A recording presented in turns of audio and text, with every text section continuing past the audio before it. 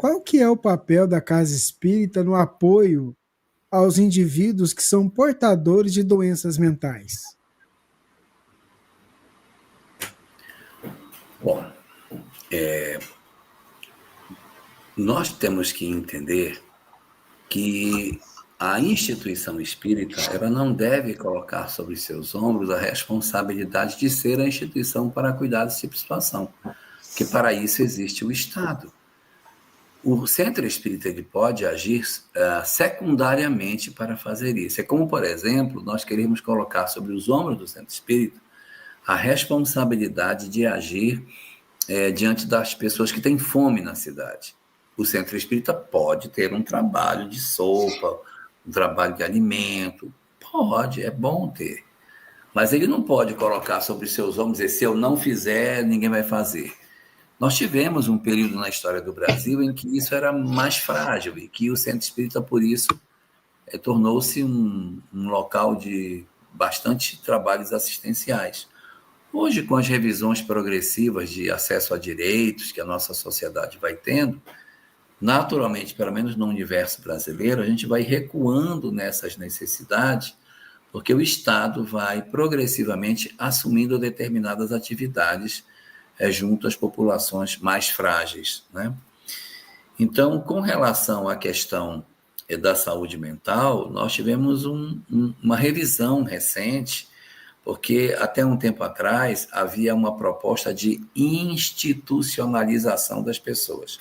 Então, as pessoas que eram portadores de transtornos mentais, elas eram institucionalizadas em lugares chamados de hospício, manicômio, etc.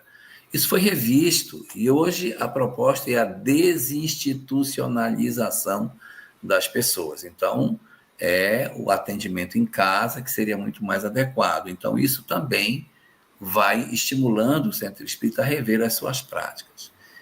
Só que, entre os adoecimentos mentais, existem aqueles que são plenamente atendíveis pela casa espírita, que são os processos de neurose, depressão, ansiedade, síndrome do pânico, ideação suicida, que a casa espírita precisa atender isso, não no sentido de acolher e internar essas pessoas.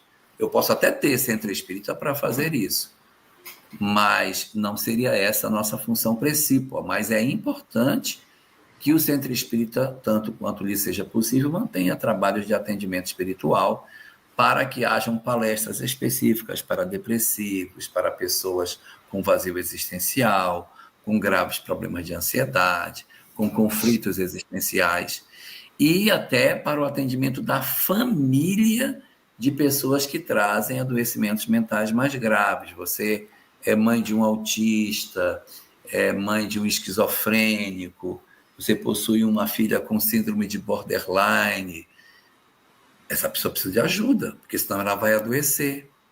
O cuidador ficará mais doente do que o cuidado se ele não procurar ajuda. Então, o centro espírita pode ajudar. Não que ele seja o Dom Quixote que vai resolver tudo, mas ele pode dar um apoio nisso, ajudar, ser um ponto de suporte, sem querer ter a pretensão de ser ele. Não, pode deixar. Quem tem filho depressivo, vem comigo. Quem tem filho com droga, pode vir que eu resolvo tudo. Não, eu posso ser um instrumento pela orientação espiritual, pela leitura de vida transcendente, pela tarefa assistencial que liberta as nossas almas da indiferença. Então, isso tudo é muito bom. Então, existe sim essa perspectiva da casa espírita trabalhar com esses tipos de adoecimento, mas a institucionalização, o abrigar da pessoa em caráter definitivo dentro de uma instituição, é uma atividade que pertence ao Estado. O centro espírita pode fazer se quiser, mas essa não é a questão fundamental. Agora, o atendimento do depressivo, do ansioso, da pessoa que está com ideação suicida, é muito importante que a gente faça, porque a literatura que a gente tem e o conteúdo do qual nós dispomos é extremamente poderoso para libertar a criatura humana de muitas das suas condições de sofrimento. Existiram, né, vários trabalhos elogiáveis nos sanatórios espíritas durante muito tempo, até que surgiu a lei que não permitia mais que eles ficassem internados. E o trabalho dos sanatórios sempre foi um trabalho que ali a técnica, tinham psicólogos, enfermeiros, né, trabalhadores normal, ao espiritual.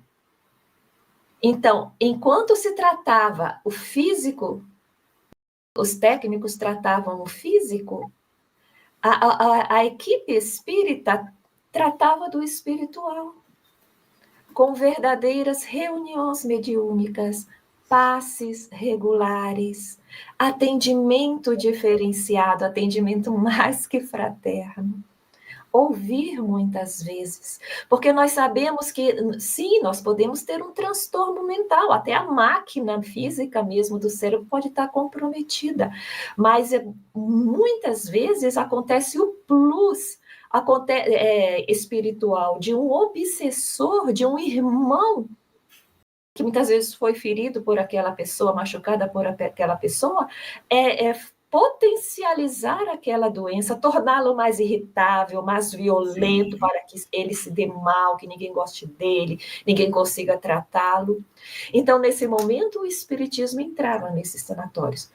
Com essa questão de o Estado estar assumindo esse papel de maneira mais presente, não cabe ao espiritismo competir com o Estado. Não, eu faço melhor, tu faz melhor. Não, nós devemos nos somar, porque o Estado não faz o espiritual. Então, as casas espíritas têm que estar com as portas abertas, porque se uma pessoa está sendo atendida pelo Estado, na sua questão mental, ela não está sendo estendida na sua questão espiritual. Entendeu? Então, existem várias maneiras. A família ir ao centro espírita, pedir para que seja atendido aquele parente que está internado. E acontece muito, as equipes de trabalhadores espíritas que gostem dessa tarefa, visitarem os hospitais. Hoje os hospitais estão abertos. Se nós dissermos, nós queremos visitar, fazer uma oração, inclusive na área psiquiátrica, geralmente acompanhados, dar um passe nessas pessoas. Minas tem exemplos maravilhosos até hoje. Eu ia lembrar disso agora.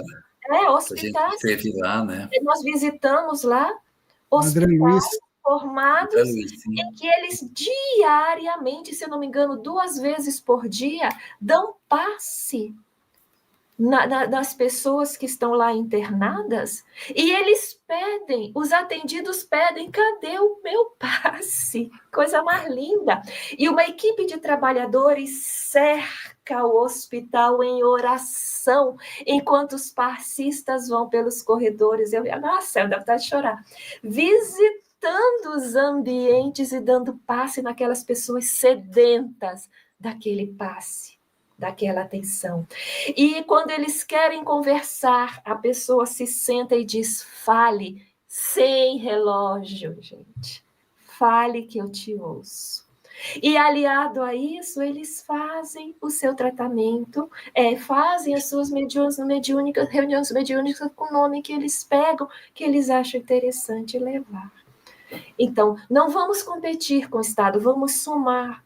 Vamos pedir para os hospitais, eu posso dar um passe, a imposição das mãos, reiki, aquele igual reiki, eles vão entender, posso fazer oração, posso conversar, ficar com eles. As portas estão se abrindo, nós temos que aproveitar.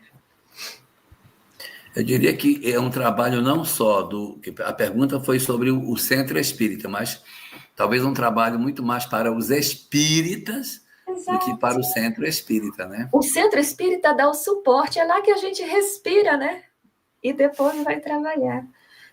Vai sair das paredes do centro espírita e vai lá. Vai lá. Mas é muito bacana. Um abraço para Joselma Coelho, né? À frente lá da Flavinha Porto. A Flávia também. Muito bacana o trabalho lá dos nossos amigos do Hospital Espírita André Luiz, lá em Belo Horizonte. Eu queria mandar um abraço também ao pessoal que faz um trabalho muito bacana aqui na cidade de Uberlândia, da Clínica de Reabilitação Mental Jesus de Nazaré.